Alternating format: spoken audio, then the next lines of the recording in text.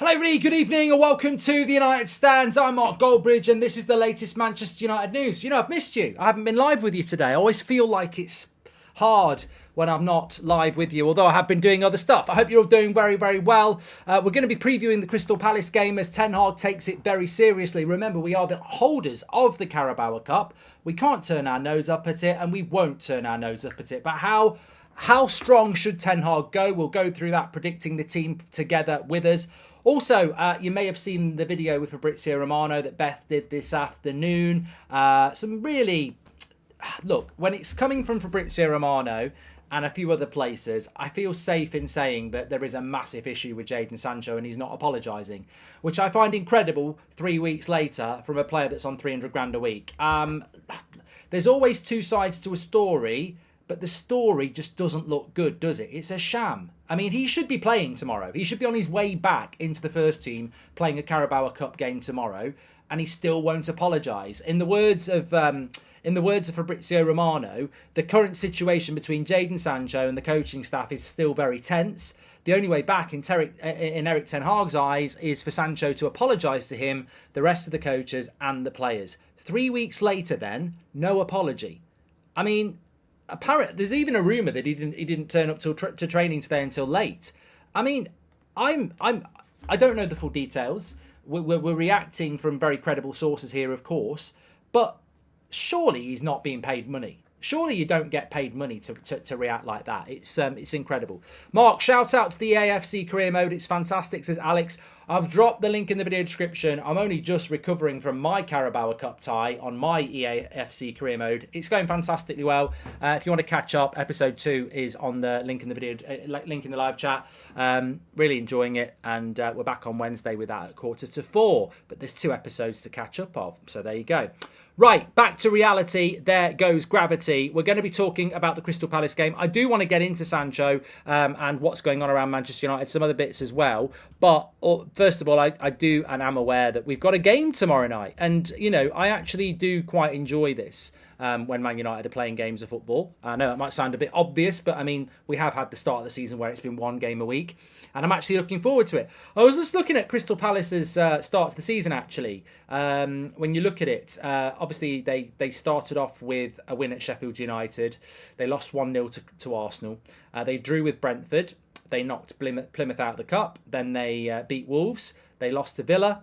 And then they drew with Fulham at the weekend. So they're an organised side, Crystal Palace, this season, and they have their threats. We know about people like Eze, Ayew, Edouard, Elise. I don't know whether he's fit or not, actually. I don't know what's going on with him at the moment. But look, they're an organised side, Crystal Palace, and we're playing them twice as well, which... I hate to say this, but we are playing them twice, so we've got to be a little bit careful about that whole show them too much in one game and they learn about it for the second game. So I think we've got to keep a little bit back. We need to sell Sancho and buy someone like Kulusevski. Well, what a player he is. What a player he is. So let's go through the lineup of how I think we'll line up in this game. And I think we have to make changes. And I think it's really interesting. I'm going to go with what I think Ten Hag will do. And this is my Ten Hag prediction, but I'm also going to say what I would do along the line. So Crystal Palace themselves could make quite a few changes tomorrow night.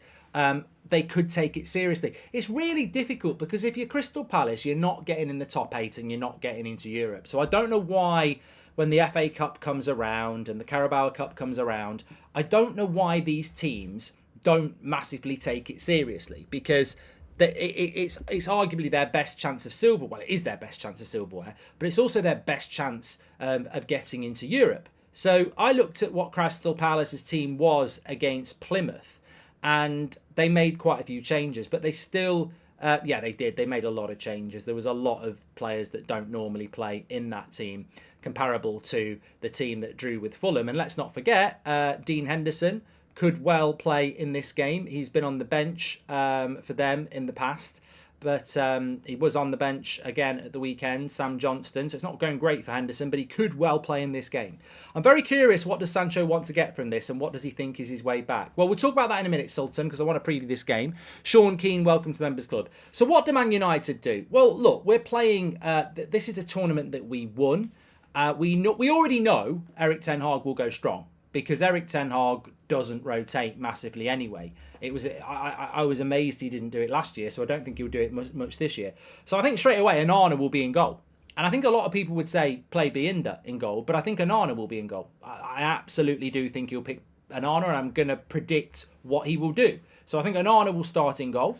I think Binder's got a great, shout, but I think it will be that. I think Reguilon has to start at left back because I'm not too sure what other left back that we actually have at the moment. And Delot has to start at right back because, again, I just don't know what rotationals we've got in those situations.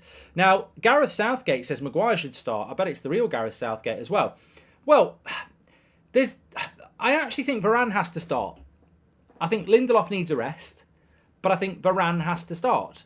And I think the reason Varane has to start is because he's coming back from injury. We've got a massive game on Saturday against Crystal Palace. And I think Varane needs minutes. And it's a Tuesday night game and then it's Saturday. So I think Varane has to start.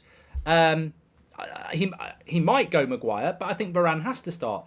And I'd say the same at left-sided centre-back with Martinez if he's back. There's not been a press conference with Ten Hag. We've not had any team news. We assume that he won't start Martinez. But my issue here is, if Martinez isn't fit, do you go Johnny Evans at left-sided centre-back, or do you go Harry Maguire at left-sided centre-back?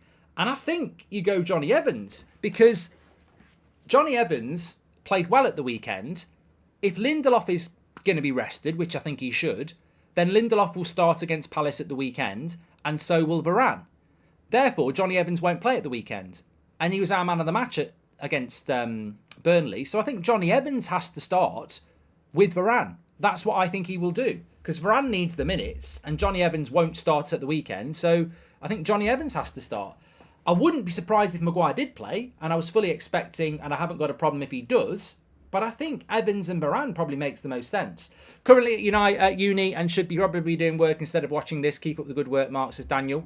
Mate, you always need a break. You always need a break. And after this, watch my EAFC career mode. That's an hour and a half. Links in the live chat. So, yeah, look. We will take this seriously, but I think that is how he will go. He might play Maguire, but I think Varane needs the minutes and Evans deserves to start over Maguire. It's as simple as that. If we're going on form, that's what he needs to do. CDM, Amrabat. I don't want to see Amrabat playing at fucking left back or right back. You don't buy a player we desperately need and then put him at full back. So I want to see Amrabat playing at centre defensive midfielder, and I want to see Casemiro getting a rest. That's what I want to see. I don't think it'll happen, but I've gone with it anyway because I think Casemiro does need a rest. And if we don't rest Casemiro, he'll play again on Saturday and he'll play against Galatasaray and he'll play against Brentford. Then he'll go to Brazil and he'll have a game where he gets tired again. So I would play Amrabat. I don't expect Mason Mount to start. I expect him to be on the bench. So Mount is back training, but I don't think he will start, which leads me to believe that Christian Eriksen will start. And I think he has to start for fitness purposes. You've got to play Eriksen. You don't want to be playing McTominay. So I think he will play Eriksen, although you could play Mabry. And I don't think that would be a bad idea, but I think he will go with Eriksen. And I think we all know Bruno Fernandes is going to play, because when does Bruno Fernandes not play? He's the captain of the team. He'll want to play. I think he will play. And as Marvin says, I might have already rotated too much because he doesn't want to rotate.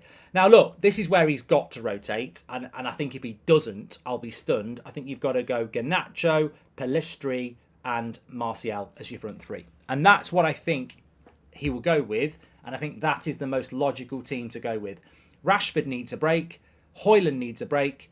And we haven't really got anything on the right wing anyway. And as we know, Pellistri deserves a start after the job he did at Bayern Munich. Garnacho deserves a start because he's not getting any minutes. And Martial has to start because you need rotational. Now, Uvia says he'll obviously start Rashford.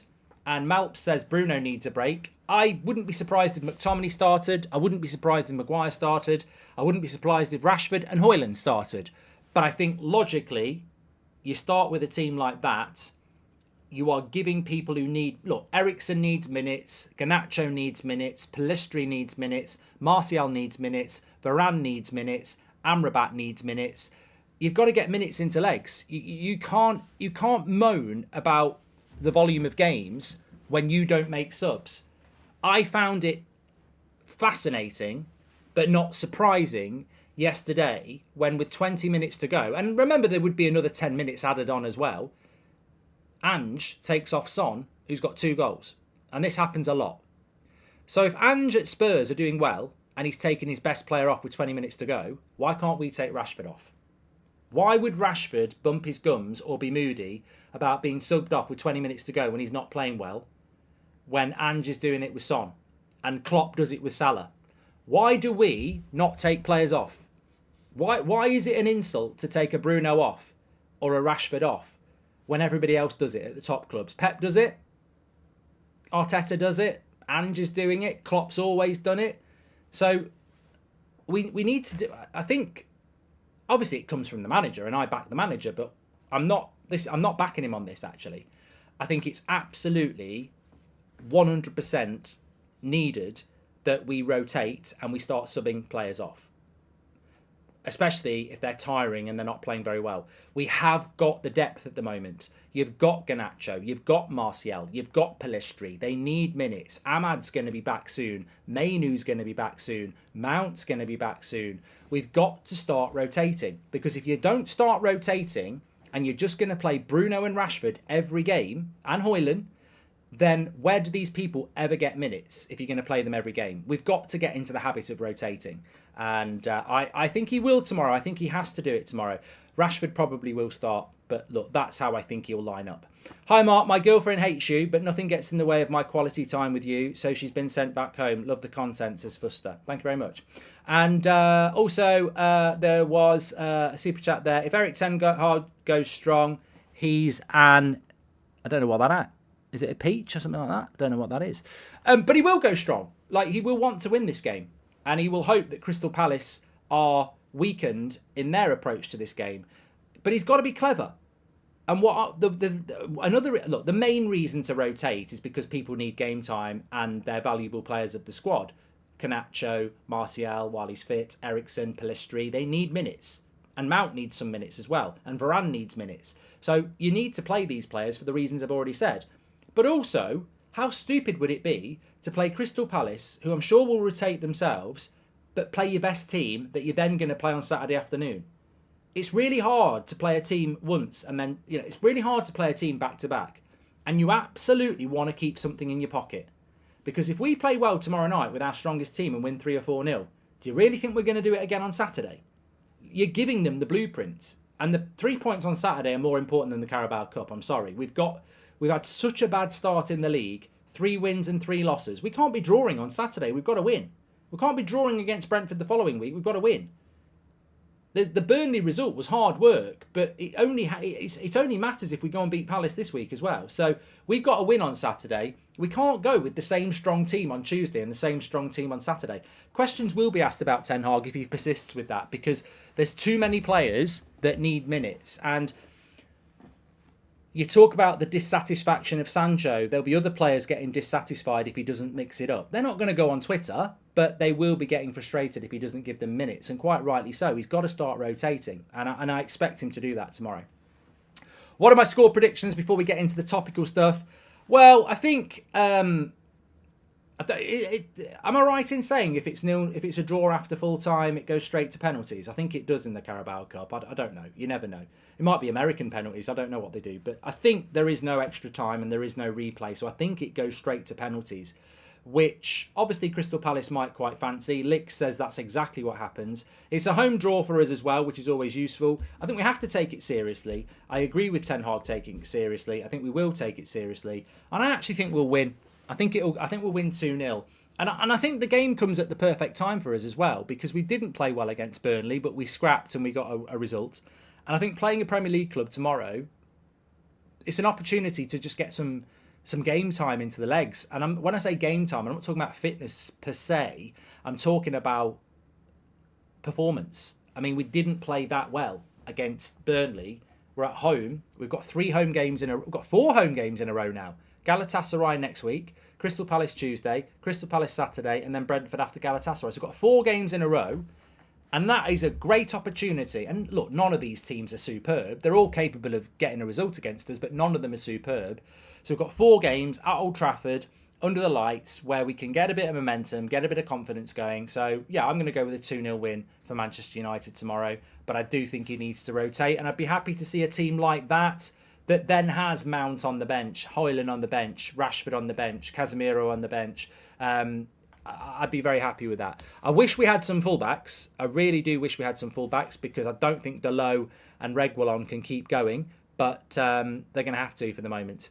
Mainu's out till January, says James Gallagher. Well, I keep hearing different things about Mainu. I keep hearing at one moment I hear it's like a couple of weeks away, and then in the other breath people are saying it will be January. So I guess we'll just have to wait and see. Mason Mount is ready for tomorrow, by the way, but I just think we all know how Erik ten Hag works it, and I think he will obviously go with the laptop and probably not start him. Potentially he might start, but I don't think he will. I think he'll be one who comes off the bench and see how it goes, certainly. Let's talk about Jaden Sancho then and some of the topical stuff. I started the show off with it. Look, one player who should be playing in that game tomorrow is Jaden Sancho. The scenario I expected was, and I'm not going to deny or pretend or hope that he hadn't done the tweet because it happened. But my hope in the international break was that he put the tweet out after the Arsenal game. He apologised. He was punished for a week or two. He trains really hard. And this would be the game where the comeback started. That was the timeline I always thought. I thought, right, you've massively fucked up. You've tweeted about the manager. You've disrespected him, yourself, the fans. You're not going to be playing in the first game back after the international break against Brighton. And you're not going to be playing against Bayern Munich. And you probably won't play Burnley away. But I always thought Crystal Palace, Carabao Cup, tomorrow night, that would be the game that Sancho would be introduced back. Because he would have had 2 weeks punishment and work hard and you're on your way back. And maybe you still get sold in January, but that would be the logical way back. I find it absolutely incredible that he is still, Snap says spoiled brat. I find it absolutely incredible that he is still refusing to apologise and not training with the first team. I mean, it makes us look really weak, even though we're acting really strong, but it's embarrassing. It's like dealing with a petulant child. Like, it's like sending somebody to their room and saying you're not coming down until you say sorry, and they're not saying sorry. And it is incredible. And look, he's clearly being advised, he's clearly being advised. Somebody said to me today about Harry Maguire and when his mum did that statement, there's no way Harry Maguire wouldn't have known that his mum was going to do that statement. And I was like, surely not. They were an ex-player and they were saying, no, you would know about that. That's how it works. And Jaden Sancho's had 3 weeks to be advised by people around him now. And I just can't believe it. If I was his agent, I would be saying to him, I don't care if you don't mean it. Go and apologise to Ten Hag, his coaches, the playing staff, the tea lady, the fans, the person who bloody opens the gates.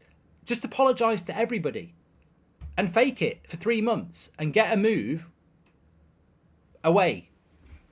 But all you are doing is damaging yourself. I mean, I saw somebody linking him to Liverpool today. There will always be a club that goes for him and thinks they can turn it around. But he'll have a lot more interest if he's not perceived to be a problem, and he is a problem. He is a problem. I don't think anybody looks at him and thinks he's doing the right thing, apart from the odd prat on Twitter who say, why should he apologise to somebody who disrespected him publicly? Jobless. That's who I describe that person on Twitter, because you're never going to get a job in life if you think that you can behave as an employee like that to your employer.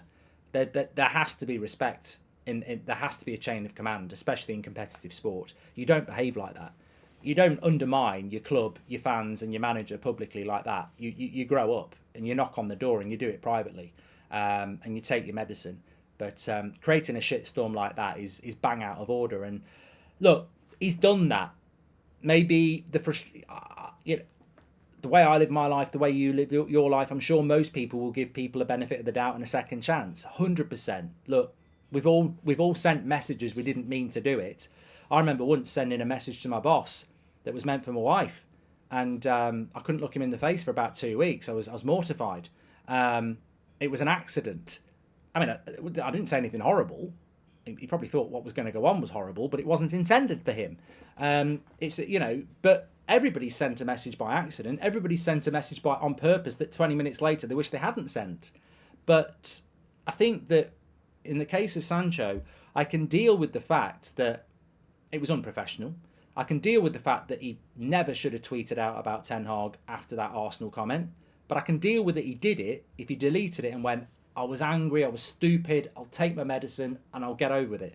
But the fact that he won't apologise for it, I just don't know. I don't get what your stance is, mate. I really don't. You think that there's favouritism at Man United? Hello, there is. What are you going to do about it? That's my point. Do you think that it is enough with the apologies from Sancho? I mean, he has behavioural issues, says Joseph. Mate, this is the thing, though. The fact that he won't even apologise and fake it is incredible to me. It's stubbornness on a whole new level.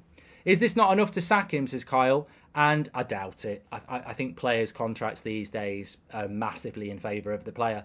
If Sancho feels he was telling the absolute truth, why should he apologise, says Da Vinci? Because he's employed by Manchester United. He doesn't pick the team and he's on 300 grand a week. I don't give a shit whether he thinks he's right or not. You're a Manchester United player. We pay you a lot of money. We paid a lot of money for you. And I don't really care if you think there's favouritism in that team.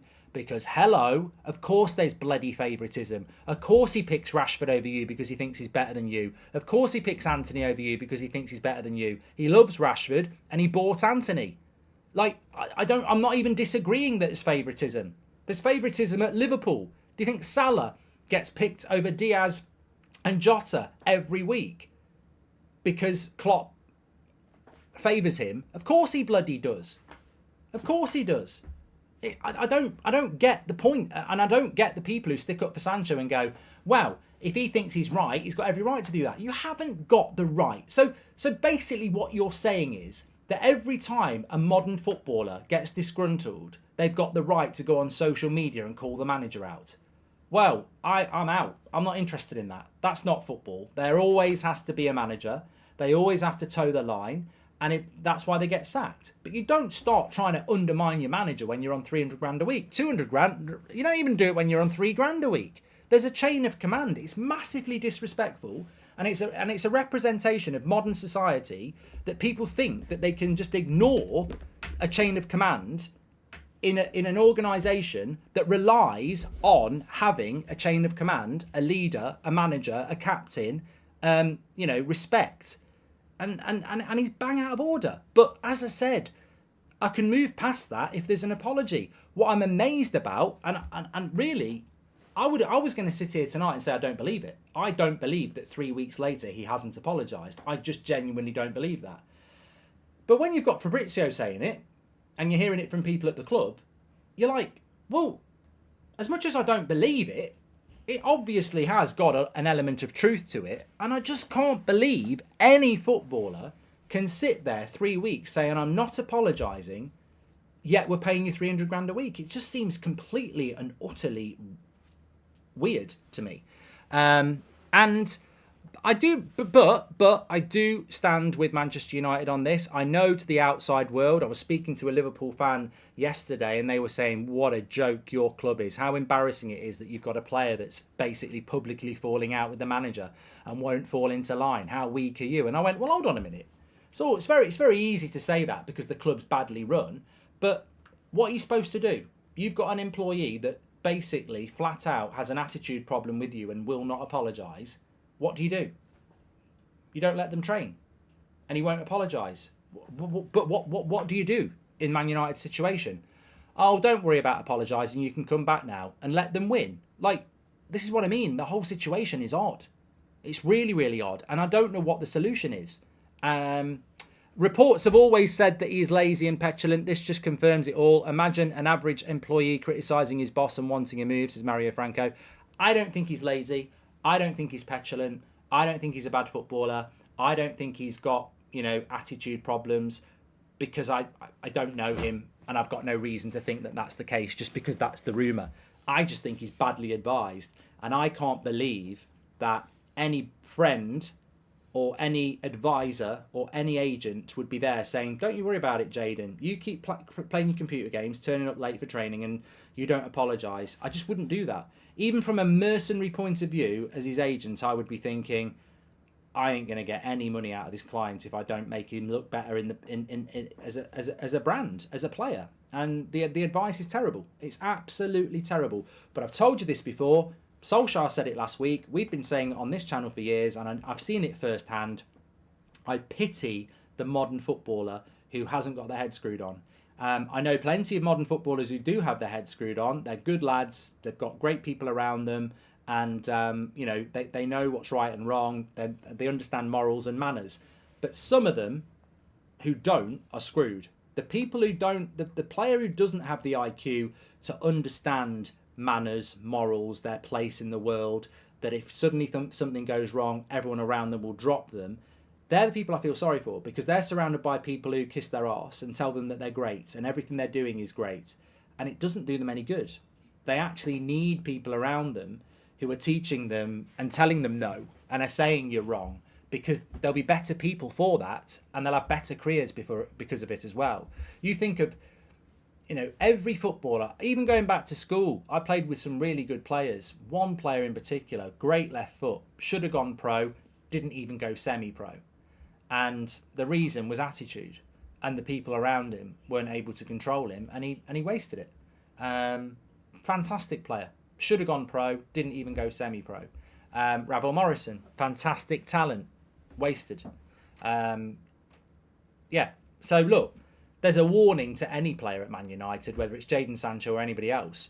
Just because you think you're brilliant, just because you've got everyone around you telling you're brilliant, you've got to toe the line. You've got to respect yourself and you've got to respect others. And it's an amazing situation at Manchester United, as we know. I just can't believe it's still going on. I think it's really sad. Lee says, hi Mark, great show. It's Lee from South Africa, Cape Town. I'm 100% with you. Sancho needs to grow up and act like a professional. He earns loads, says Lee. And can you please say happy birthday to my dad, Glyn? He's 60 today. There we go. And it's from Rick. There we go. Rick saying happy 60th to Glyn. Thank you very much for that. But look, I mean, we'll move on to something else, but I just think in the Sancho situation, I can't believe it's still being spoken about, and I can't believe that he still won't say sorry. You can't force someone to say sorry as well. It's got to be a willing act. But I think the saddest thing for me is that I looked at that team against Burnley at the weekend, and I look at that team for Palace tomorrow, and I think £75 million, 300 grand a week, was playing in the Euros final a couple of years ago. Anthony's suspended, Mason Greenwood's gone. He should be playing for Man United. And we've basically got a 75 million, 300 grand a week talented winger who's not playing because he won't say sorry. I mean, have you ever heard something more childish in your life? And I'm not saying that Man United are completely innocent in it, but, sometimes, have you ever in your life had to just breathe it in and get on with it because it's better for you in the long run? I just can't believe we haven't got a player playing for us because he won't apologise. It's just, and how much we've spent on him and how much we could actually use him and how this was such an important season for him. We said it in the summer. On tour, he did quite well. This was his third season. This was his final season, really, to turn it around and show everybody what he's all about. Missed most of last season. First season was very disruptive. This was his season. If you'd have said to me when he was playing as a false nine on tour, looking okay, by the end of September, he'll be on strike because he won't apologise, I'd have said, you're having a laugh. You're having a laugh. And that's the reality. It's comical. It really is comical. Mark, how come Ajax fans and Liverpool fans can make changes to their club at the flick of a switch, but we have Zoom calls and tea with the Glazers? Says nah. Yeah, well, I don't know. I don't know about that. I don't know. Jaden Sancho could be the next Dele Alli if he's not careful. His career will be over by the time he's 25, says Brandon. I think his career at Manchester United is over. I don't see it. I think the trust is completely gone between Sancho and Ten Hag. That was the next thing I was going to say. He's 23. Like, he's not 24 until next March. He's still got a massive career ahead of him if he wants it. But I don't see it, unless Ten Hag leaves, I don't see a way back. Because I just don't. I don't think Ten Hag really rates him. I certainly don't think he trusts him, and I don't think Sancho likes Ten Hag, and I don't think he trusts him either. So, I don't think it's going to work. And we're just going to talk on a footballing level here, because we've spent too long talking about sorries and stuff like that, which are just incredible. But I think the game where Ten Hag made his mind up against Sancho was about a year ago. It was away in the Europa League against, I think it was a Turkish club, and he passed the ball to Malacia, and it was a bad pass, and they broke away, and he didn't even run back. And I thought, you're out. You're gonna have a real problem coming back from that, because he just didn't work hard to get back. And I thought it was so visible as well. I think from that moment, that was when Ten Hag sort of went, yeah, I didn't buy you, I inherited you, and I've got a problem with that. And it seems to me that since that, there's never been a concerted trust from Ten Hag that Sancho works hard enough. Mark, I think the Glazers' obsession on valuation and brand has created a transfer strategy where we go for players who enjoy media attention rather than prioritising work ethic, says Diego. There is a bigger picture here, of course. Joanne says, why have you got Martial over Højlund? Because we need to rotate, mate. Like, we need to rotate. Absolutely have to rotate. But overarching all of this, I just want to say that's a great point. The recruitment at Manchester United is incredible. And I don't mean in a good way. How we didn't pick up on these issues with Jaden Sancho at Dortmund is mind-blowing. Like, there are people at Dortmund who have completely and utterly sort of hinted at this before he even came to the club. We're just really bad. We're really bad. And, I was talking about Newcastle today. Why are Newcastle so successful? The players they buy, apart from maybe Tonali and Isaac, Dan Burn, Harvey Barnes, Gordon, Willock, these types of players, Trippier, they're not superstars. And yet, Newcastle have been absolutely brilliant since Dan Ashworth went there as sporting director from Brighton and Eddie Howe went there. And it's the same at Brighton. These teams are successful because they recruit mentality players who are talented. And what I mean by mentality players, they recruit players who will do what the manager asks them to do with 100% effort for 90 minutes, however many games they've got a week. And the guy who is, look, I've always said this, if you've got a guy whose limit is 8 out of 10, they can never play 8.5, they can never play 9, they'll never do it. If you've got a guy who can play 8 out of 10, 90% of the time, and give 100% effort, he is more valuable to you in a team than a guy who's potentially a 10 out of 10 player, but will only do it 50% of the time at best. And that's where Newcastle are successful. They buy a lot of players who they know, because they've done the work, will give 100% every minute. But they're not superstars. They're 7s or 8s. But you get enough of those in your team who do it week in, week out. Yeah, they'll get turned over by Man City and they'll get turned over by Liverpool on their day. But the rest of the season, they'll turn a lot of other teams around because they're massively consistent. And this is where United go wrong. We don't spend enough time looking at players who play consistently well week in, week out. One player that doesn't get the credit, Bruno Fernandes. Bruno Fernandes is the only player in Premier League history to win 4 Premier League Player of the Month awards in one season. When Bruno first came to this club, he was exactly what I was just talking about then. Talented, game in, game out. He's just been eroded by Man United. He's probably been overplayed a bit as well. He's still massively, massively, massively hard-working and consistent, but we don't recruit enough players like that. And on Bruno, we only bought Bruno because McTominay and Pogba got injured. We ignored him in the summer before when they should have bought him. We only bought him in the January because Pogba and McTominay got injured. we wouldn't have bought him in the January, and we wouldn't have got him in the following summer. He'd have gone to Spurs. So, you know, the recruitment's terrible. It really is. Really bad. Really bad. Somebody said mental health exists, you know, Mark. Oh, 100%. 100%. I don't think anybody's saying that mental health doesn't exist. You know what? I woke up this morning. I was over doing the football filling with Ben Foster. I said, I feel rubbish. And they were like, you all right? I said, no, I just feel crap. All day, felt crap. And then got back about 2 o'clock. Did a bit of exercise, had a shower. Mindset completely changed. Exercise is really important. If you ever suffer with mental health, always try a bit of exercise. You will not want to do it. It's the last thing in the world you will want to do. But I'm telling you now, get a sweat on for 20 minutes, go and have a shower. Does me the world of good. You will never want to do it. I hate it. I'm like, I don't want to do it. I hate it when I'm doing it. But it'll make you feel better. Of course mental health exists. Who knows what's going on behind the closed doors of Jaden Sancho? I don't know. You don't know. Of course it exists. But it also doesn't excuse it. You know, when I'm not in a good mood, like, you know, I've been in a bad mood before and I've said things I regret. Doesn't make it acceptable.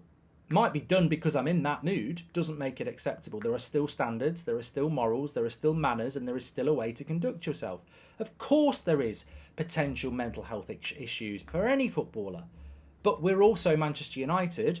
We're not a charity. We're a football club, and we're competing against clubs that seem to be able to run these issues far better than we can. Who knows? There might be a Man City player that's got real mental health issues. You wouldn't know though, would you?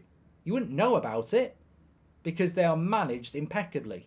So look, I think sometimes people use things as an excuse. And I'm not talking about the player. I'm talking about the fan base. Oh, that might be an excuse for this. It might be a reason, but it should never be an excuse. We should be dealing with that. We should be dealing with that, and we should be being successful together with that. We're clearly not. Would you be happy for him to go to a Premier League rival, says Rory? Mate, I really don't care. I really don't care. If somebody gives us £50 million, I'd snap the hands off. I don't care. And I don't think Ten Hag would care. Because if he goes somewhere else and plays well, good luck to him. But it ain't going to happen here, is it? There's a problem. And you can't, just when there's a problem and people aren't getting on, I think it's better to just go part ways and, it is what it is. I think if you spend time being resentful or hoping or hating and hoping they do badly elsewhere, what's the point? It's an issue. It's an issue for both of them. You go and live your life, we go and live our life.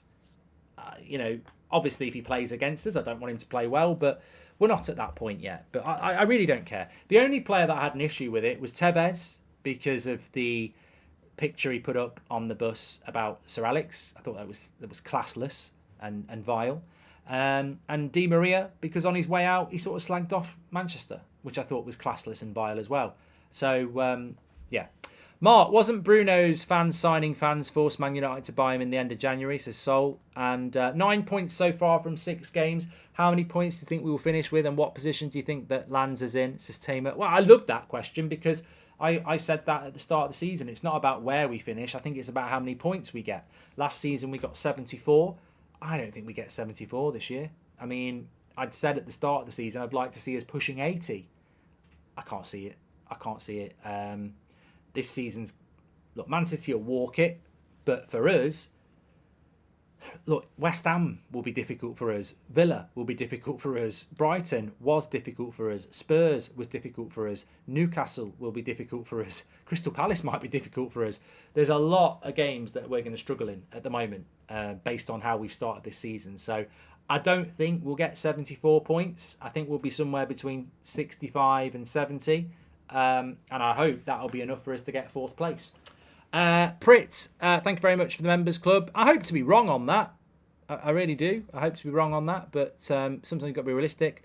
Ben Leach says, sorry, but the game on Sunday we played terrible. 89th minute to use a second substitute. No wonder why we have injuries. Garnacho wasn't even used. Rashford needs to be dropped, says Ben. Ben, I don't think anybody's disagreeing with you there. We were crap on Saturday. I think people are trying to pretend that certain players had good games. They didn't. I think some people had 6 average games. I thought Bruno was a legend for giving his Man of the Match award to Johnny Evans. I felt like that was the sort of thing I used to. Well, maybe you lot still. I don't know whether it still happens, but before I used to do this and growing up, you'd be watching the TV. You'd have your idea of what was going on, and you'd hear the commentator go, "My man of the match is going to be Alan Shearer because he scored a great goal," and you'd be like, "I watched that game. Shearer did score a good goal, but he did fuck all else." Graham Lasso was man of the match, or Stuart Ripley, I'm talking about Blackburn or something like that. Used to do my head in, watching a game of football and then listening to a lazy pundit go and give the man of the match to the goal scorer. Football's a lot more layered than that. And I think that was a prime example of it on Saturday. And I think Bruno giving the man of the match awards to Johnny Evans was because Bruno knew himself. I've scored a world-class goal, but I'm not man of the match just because I scored a world-class goal. It's a 90-minute, it's a 100-minute game now. Johnny Evans was the best player on the pitch. He was man of the match. And, if you're talking about the goal, it wouldn't have happened if it wasn't for the assist. But the goal scorer shouldn't get man of the match. Rashford's a prime example of this. He does it a lot. He'll have a bad game, but he'll score the match winner. That's brilliant. Love it. But man of the match should always be a player that's played well across the game. And Johnny Evans was probably the only player with Casemiro that played reasonably well across the game, and probably Mabry and Regwell on in third and fourth. But it wasn't a good performance from Manchester United. It was a gritty performance. It was a needed win. And I don't think anybody's in any position of doubt on that. What we need to do is build on that win. Lewandowski January loan might be a good move, says Sol. How would that happen? There's kids starving in the world and stuck in war-torn countries. Have some cheek to feel depressed. Sorry, just had to say it. 350 quid a week, 350 grand a week he's on, says David. David, I get your frustration, but life doesn't work like that. Multi-millionaires who are born into money and will never have to worry about money and have got lovely cars and lovely houses and lovely opportunities around, whether it's men, women or them, they will get severely depressed. The whole point of mental health is to understand that it doesn't discriminate. I don't profess to have it on any major level. I know people who do. I've spoken in the past about, sometimes alcohol can be a trigger for me. If I'm in a bad mood and I have a drink, it can really make me in a really bad mood. Sometimes it can just be out of nothing. I used to get it a lot on a Sunday. I'd call it this, cloud Sunday, where for no reason I just feel terrible. I think it was the trepidation of going back to work on a Monday, having had a good weekend doing what I wanted to do. And you can't control it. You can't control it. It doesn't matter how much money you've got in the bank. So I think that's something where I would step in, David, and say, you can't say there's people starving, there's people in war-torn situations, Jaden Sancho's got no right to feel down, because it doesn't work like that. If it did work like that, I get what you're coming from. But unfortunately, that's not how mental illness works. It can't be logical. Because if it could be logical, then people wouldn't take their lives, and people wouldn't, spiral into depression. I'm depressed by the lack of rotation in the squad, says Kevin, and I'm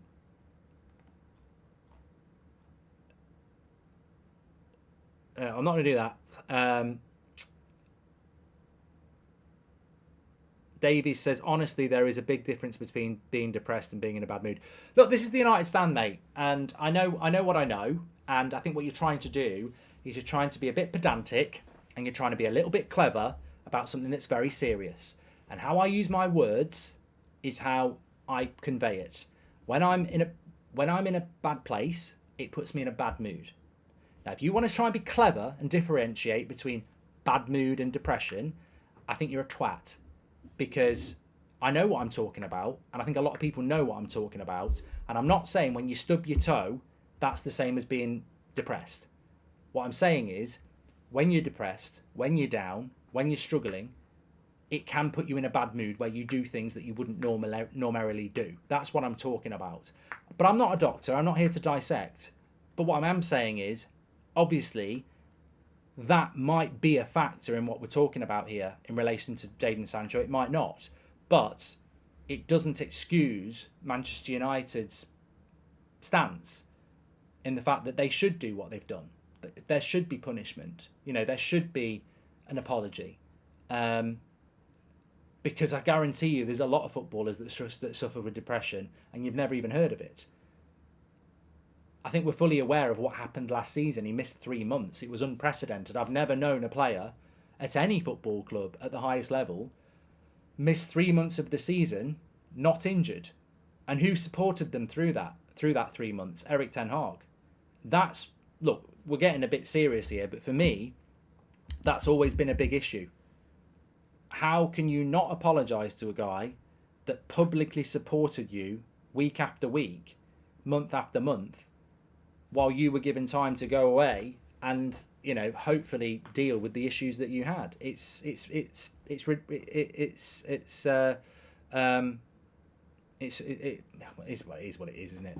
AO says, we're in a catch-22. Diva's acting up because we don't have a strong work culture. The manager attempts to enforce it. He gets slammed by the media. Well, we live in a world now where you can't, you know, you've got to be very careful about what you don't you? I mean, I wouldn't be surprised if at some point in the next 10 years you can't actually fine people because it's against their human rights and you might upset them.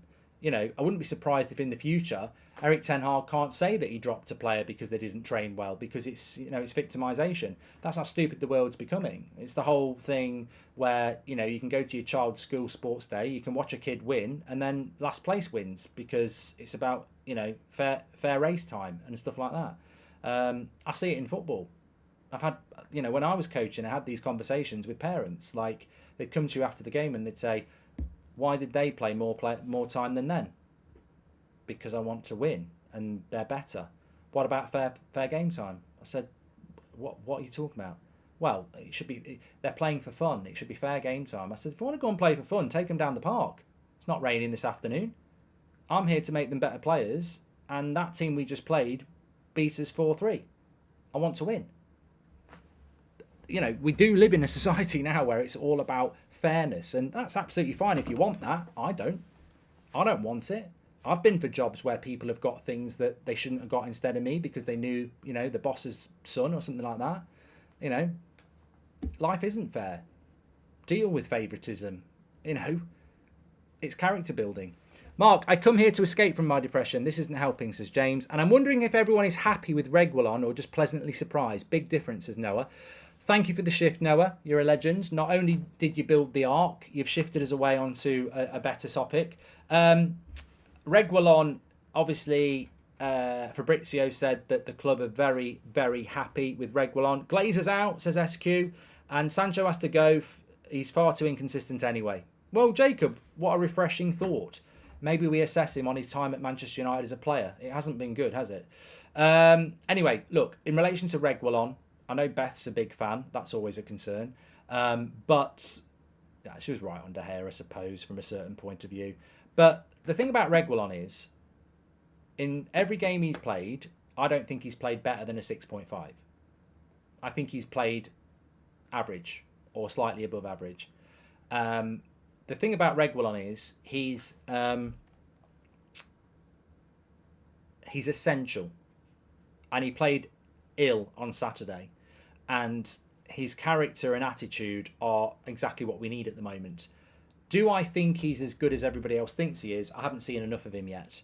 We had this conversation last night. Is Reguilon better than Luke Shaw? Absolutely not. It's like comparing Varane to Harry Maguire. Like, there's a very, very big difference. But we are indebted to Reguilon at the moment, because if we didn't have him, what would we do?